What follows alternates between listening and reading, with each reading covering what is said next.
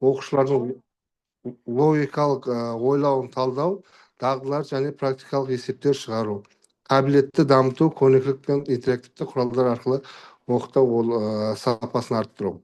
Енді міндетім квадраттық теңдеуді теориялық негізінде түсіндіру, дискриминант вет теоремасы бойынша толық квадратқа келтіру және графикалық әдістерді меңгерту және геогебра, десмос сияқты интерактивті платформаларды қолдану жолдарын көрсету оқушыларға. Оқушылардың деңгейіне қарап саралап тапсырмаларды беру, жиі кездесетін қателерді алдын ала түсіндіріп, оларды еңсеру жолдарын ұсыну. Енді бұл жерде жасанды интеллект құралдарын мен ChatGPT, фотоматч, Wolfram Alpha сабақта қолдану мүмкіндіктерін көрсету. Енді бұл тақырыптың өзектілігі қазіргі білім беру жүйесінде оқушылардың функционалдық сауаттылығын арттыру басты міндеттердің бірі. Квадрат теңдеу тақырыбында математикалық ойлауды дамытудың негізгі құралы, интерактивті платформалар мен жасанды интеллектті қолдану оқушылардың қызығушылығын арттырып, білімді терең меңгеруге жағдай жасайды. Сондықтан бұл әдістемелік құрал заманауи талаптарға сай, практикалық және инновациялық тұрғыдан өзекті деп ойлаймын. Енді бұл әдістемелік құрал педагогтың кәсіби құзыретін дамытуға, сабақтың жоспарлау жеңілдетуге, бағалау критерияларын дұрыс ұйымдастыруға, дифференцияны іске асыруға зор мүмкіндік береді. Құжаттағы практикалық мысалдар, сабақ үлгілері, интерактивті тапсырмалар, жобалық жұмыс идеялары мұғалім мен оқушы арасында оқу әрекетін белсенді ұйымдастыруға көмектеседі. Енді мына жерде интерактивті тапсырмалар және география платформасында қалай жасау, одан кейін кері есеп құрастыру оқушыларға. Мысалы, оқушы ChatGPT-ге жазып, осы жерде мысалы теңдеудің шешімдерін беріп, ChatGPT-дан түбірлер бойынша, график бойынша, координаталарын табу бойынша дискриминанттау арқылы кері есептер құрастырады. Бұл оқушының логикалық және кері ойлау қабілеттерін дамытады. Енді қорытындылай келе, жалпы алғанда әдістемелік құрал жаңартылған білім мазмұны талаптарына толық сай, заманауи педагогикалық даму бағытымен үйлесімді және оқу процесінде тікелей қолдануға лайықталған. Құралды математикалық мұғалімдердің күнделік тәжірибесінде, ашық сабақтарда, әдістемелік семинарларда, жас мұғалімдер мектебінде білім сапасын жақсартуға бағытталған кәсіби дамуда қолдануға болады. Қорытындылай келе, осы отырған әдістемелік құрал білім беру үдерісін жаңартуға, оқушының жеке даму траекториясын қолдауға және заманауи педагогикалық технологияларды тиімді енгізуге бағытталған құнды еңбек деп ойлаймын. Назарларыңызға рахмет. Мен жалғастыра салайыншы, ренжімесеңіздер, жаңа өшіп қалып еді. Мақсаты мен міндеті деген жерге қойып жіберсеңіз, Гүлмира апай.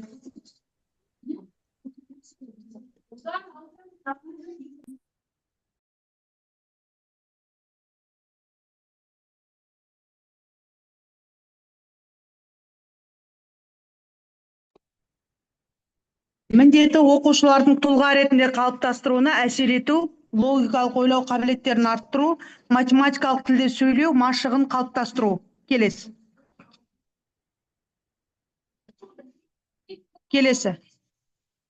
Құрылымы 5-ші сыныпқа арналған кенгуру, алтын сақа, олимпиада сайыстарына дайындалатын тесттер жиыны, логикалық есептер, математикалық сауаттылық есептердің 100 есептің шешулері мен жауаптары бар. Жаңашылдығы мен ерекшелігі жүйелі құрылым, толық шешімдері әр есептің жауабы мен түсіндірмесі, деңгейлік саралау, бастапқы, орташа, күрделі деген сияқты. Әдістемелік қолдау мұғалімдерге нұсқаулықтар, қазіргі талаптарға сай функционалдық сауаттылық пен критерияларды қолданылу аясы күнделікті сабақтардың басында логикалық есептер немесе бекіту кезеңінде қолдансаңыздар болады. Балалардың миы даму үшін үйде осындай істеп келіңіздер немесе осылай деп. Қосымша білім беру ұйымдарына үйірме логика сабақтарында қолданғанға жақсы. Олимпиада дайындағанда жоғары деңгейлі есептерді дарынды балалармен жұмыста жекелей дайындық. Күтілетін нәтижесі оқушылар үшін логикалық ойлау қабілеті артады, танымдылық, белсенділік жоғарылайды, пәнге қызығушылық қалыптасады, олимпиадалық дайындық деңгейі артады. Мұғалімдер үшін дайын әдістемелік құрал, сабақты әр тараптандыру мүмкіндігі, дарынды балалармен жұмыс сапалы, жақсарады. Қорытынды, бұл жинақ тек есептер жинақ емес, оқушылардың логикалық ойлауын жүйелі дамытуды тұтас әдістемесі, құрал үздіксіз жетілдіріліп, педагогтардың кері байланысына ашық. Назарларыңызға рахмет.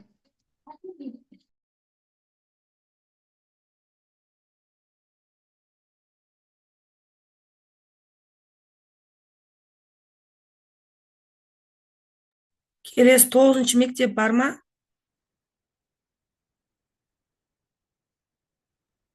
Қыздар, 9-шы мектеп бар ма? Аты жөні? Касымова Гүлмира. Жоқ, Қасымова Гүлмира жоқ. Ибраимова Толқын. Жоқ. Бар. Бар ма? Сіз выступать етесіз. Екеуміз біріне де оқыдық. Мектеп па? Мгм.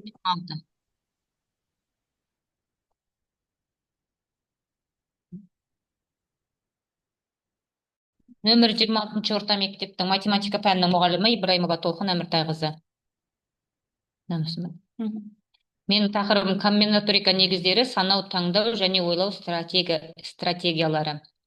Мақсатым комбинаторика тақырыбын оқыту барысында мұғалімге теориялық және практикалық көмек беру, оқушылардың логикалық ойлауын дамытуға бағытталған әдістемелік қолдау көрсету.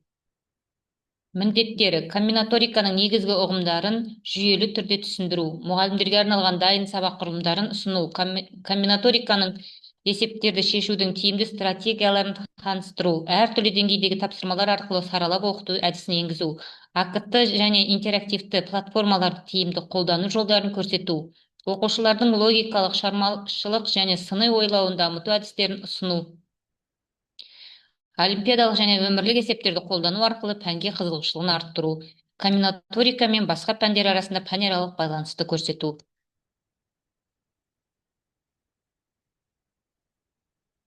Әдістеме құралдың жаңашылдығы.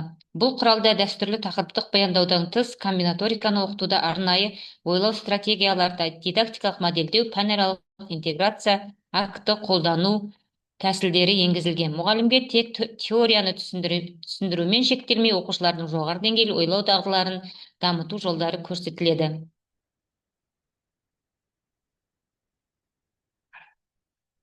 Әдістеме құралдың ғылыми әдістемелік деңгейі. Бұл құрал жаңартылған оқу бағдарламасына білім алушылардың жас ерекшелігі мен дайындық деңгейіне сәйкес бейімделіп жасалған. Онда ғылыми дәлдікпен құрылған анықтамалар мен формулалар, жүйелі түсіндірмелер, деңгейлік тапсырмалар және сараланған әдістемелік ұсыныстар қамтылған. Сонымен қатар әрбір бөлім мұғалімнің кәсіби даму деңгейіне сай қолдануға бейімделген.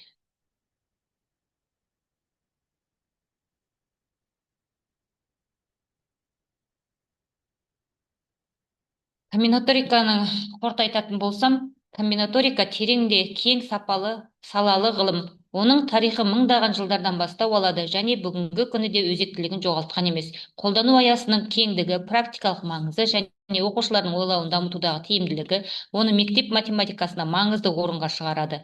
Комбинаторика арқылы оқушылар тек формулалар жаттап қана қоймай, нақты өмірлік жағдайларда логикалық шешім қабылдауға дағдыланады. Сондықтан мұғалімдердің бұл тақырыпты терең түсініп, оқушыларға қызықты әрі тиімді жолмен жеткізе білуі қазіргі білім берудің маңызды міндеттерінің бірі деп ойлаймын. Рахмет.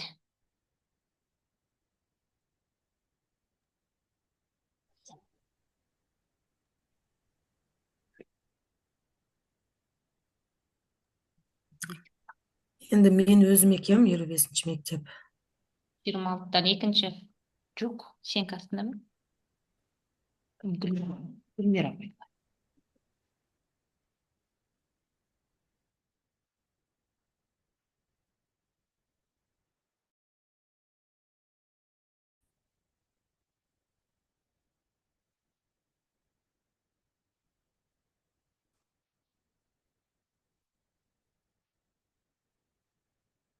Экран шықты ма, құрметті әріптестер? Иә. Біз Толқын апай екеуміздің ойымыз бір жерден шығып, тақырыбымыз ұқсас екен. Комбинаторика есептеу әдістері тақырыбындағы әдістемелік құрал. Қазіргі заманғы білім беру жүйесіне математика қолданбалы аспектілеріне кішкене тамағым ауырып отыр еді, кешірім сұраймын. аспектінен басқа назар аударылады. Комбинаторика техниканың әртүрлі салаларына қолданылатын маңызды бөлім. Оқушылар үшін комбинаторика тек математика тақырып қана емес, сонымен қатар алгоритмдер, ықтималдық теориялық, ақпараттық технологиялар, жасанды интеллекттер саласында маңызды рөл атқарады. Бағдарламаның мақсаты оқушылардың комбинаторика негіздерімен таныстыру, логикалық және аналитикалық ойлау дағдыларын дамыту, комбинаторикалық есептерді шешу әдістерін меңгеру, алдыңғы білімді нақты өмірде есептерді шеше қолдануға үйрену. Бағдарламаның өзектілігі комбинаторика ақпараттық технологиялар, экономикалық модельдеу, биоинформатика және инженерика саласында маңызды орын алатын ғылым. Бұл пән оқушылардың математикалық ойлауын дамытып, олардың күрделі логикалық есептерді шешуге дайындығын артады. Бағдарламаның ғылымилығы бағдарлама математикалық теориялар мен дәлелдемелер негізделеді. Ол логикалық заңдылықтарды, ықтималдық теорияларды және сандық теориясын қолдану арқылы комбинаторикалық есептерді шешуде ғылыми негіздерін түсіндіреді.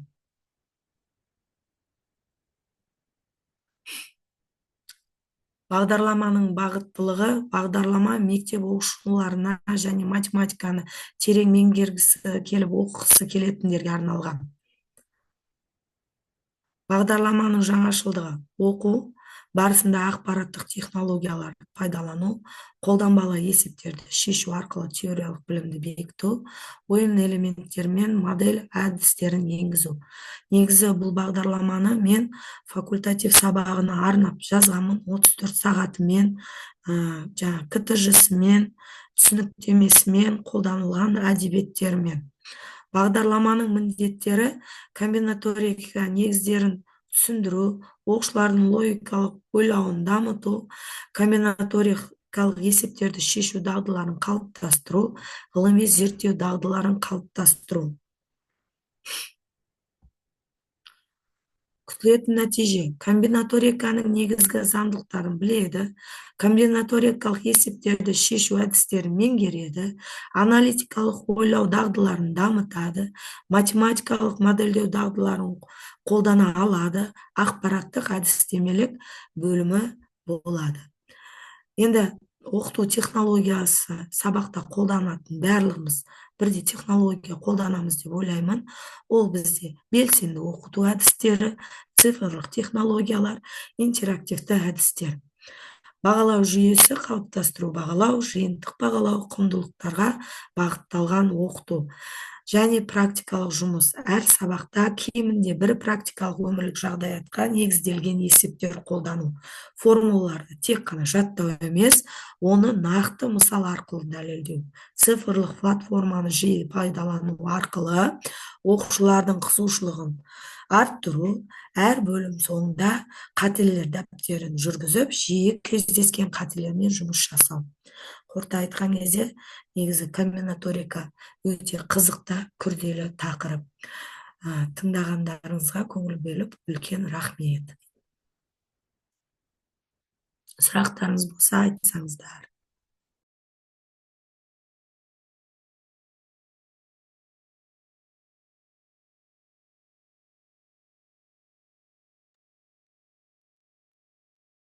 Болды ғой деймін, жоқ бар ма?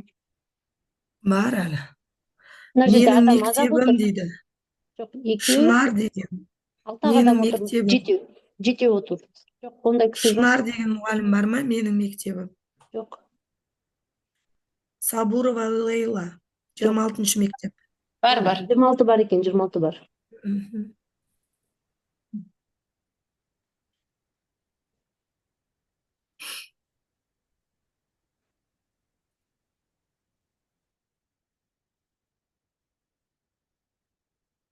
Менің әдістемелік құрамның тақырыбы пайыз күнделікті өмірде.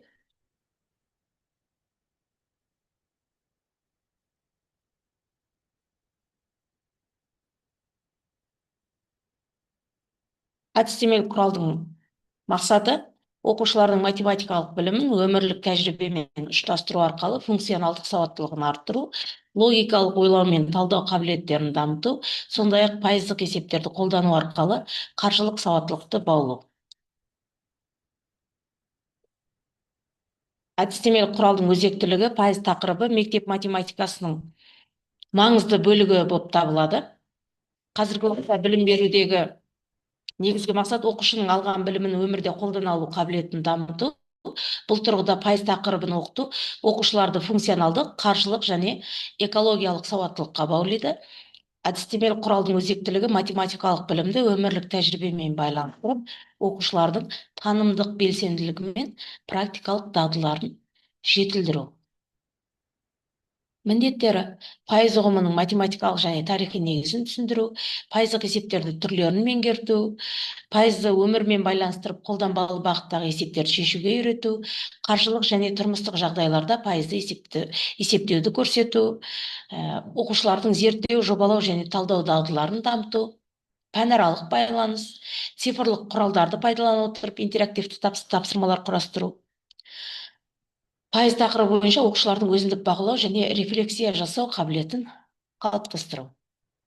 Әдістемелік құралдың негізгі бағыт-бағдары. Бірінші, теориялық бағыт пайыз ұғымының мәнін, шығу тарихын және есептеу тәсілдерін түсіндіру.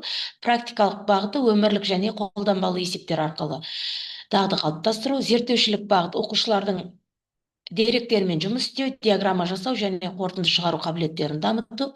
Пәнаралық бағыт математика мен басқа пәндерді өзара байланысын көрсету. Құндылықтық бағыт қаржылық және экологиялық мәдениетке тәрбиелеу.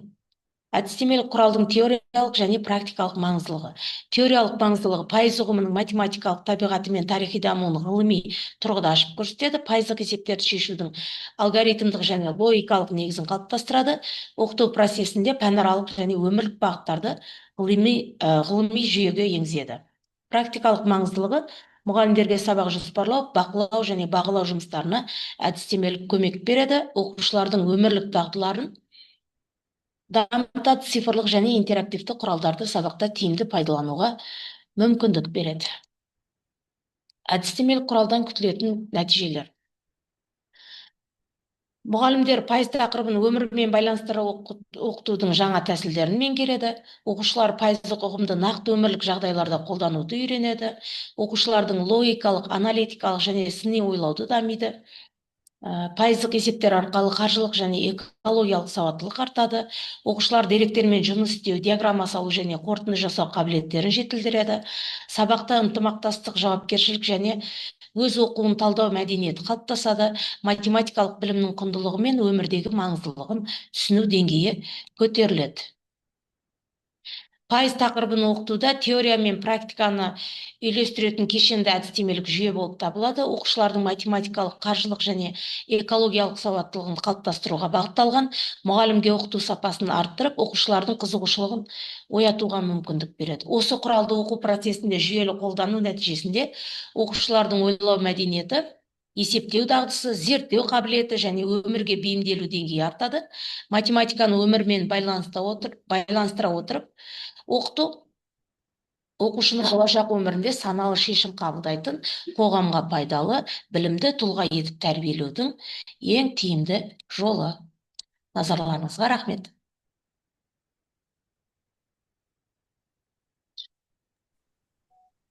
Жиырма алтыншы мектептен тағы да Сагиева Айнұр деген кісі бар ма? Мен осында ең бірінші болып қорғадым.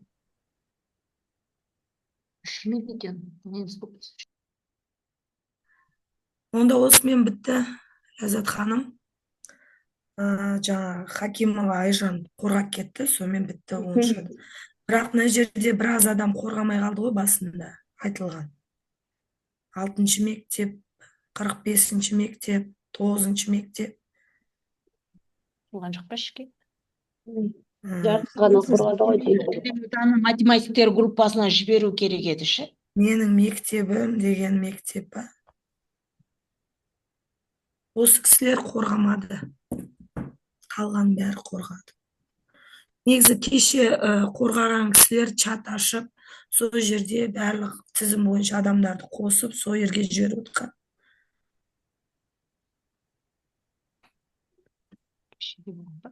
Болды ма осымен, Ләззат ханым? Шыға Иә, берсек болды, бола ма? осымен басқа ешкім жоқ, иә, қорғайтын. Аха. Записьті сіз ютубқа ма бір жерге саласыз ау деймін, потом Иә, мен бізге сұраймын, сілтемесін жібересіз жарайды. ұстаз платформасына қою үшін. Мгм. Жақсы, сау болыңыздар.